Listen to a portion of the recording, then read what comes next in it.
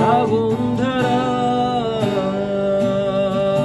এত চেনা কি খুঁজে পাও যা আমার মাঝে নেই এক বিন্দু পরিমাণও